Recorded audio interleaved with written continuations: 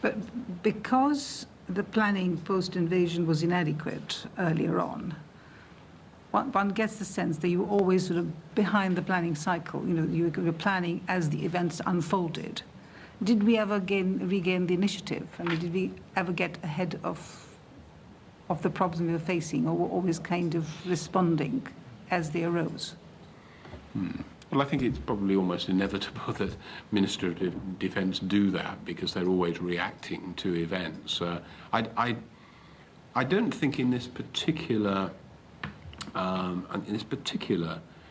conflict, I wasn't aware in my time that this was causing huge difficulty, although I am aware of precisely what you're describing, because when I first arrived in the MOD in October 1999, we were simultaneously deployed in both Bosnia and Kosovo, and many particular the support staff were simply being rotated from one to the other, and we lost a lot of people during that period because they just said, look, that's not what I'm not doing that.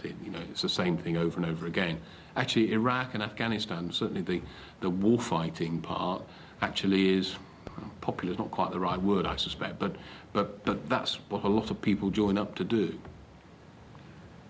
But are you then saying that, I mean, there were no opportunities to learn any lessons? I mean, were you actually... No, well, I mean, there was quite a detailed, as there always is after any operations, a detailed lessons learned process inside the Ministry of Defence. But you identified those, but were these lessons actually learned, I mean, during the course of the time you were there?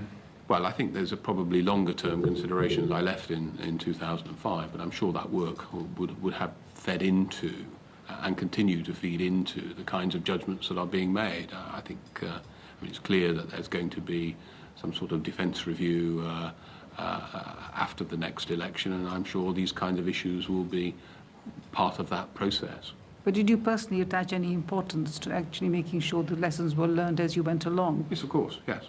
And what did you do to, I mean, what sort of initiatives did you take? Well, I think I've given some examples at the very sophisticated equipment level. I was in no doubt of the importance of very sophisticated technology because I think that is going to be the difference in warfighting for the future, which means that it is necessary to equip our forces with battle-winning technology if we're going to send them into conflict. I think that feeds through in all sorts of other respects in terms of logistic support. I've talked about multiple chains of support for frontline forces.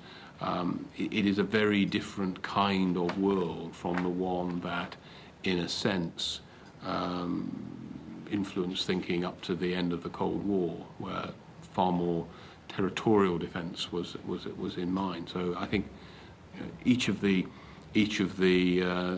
conflicts that I was involved in, I think, demonstrated the importance of relatively speedy response, of having multiple logistics chains, support chains, being able to operate at a significant distance away from home base, having smart weapons and having the kind of technology that allows us to work alongside the United States. And I think those are the kinds of, I mean, a small list. I could make a longer list of the kinds of challenges that the MOD will have to deal with when it goes into this defence review. Thank you. We're coming towards the end of a long day, but I think we ought to take a short break now, just for a few minutes, and then Sir Lawrence has a couple of questions on resources, and then that'll be it. So if we can come back in no more than 10 minutes. Well.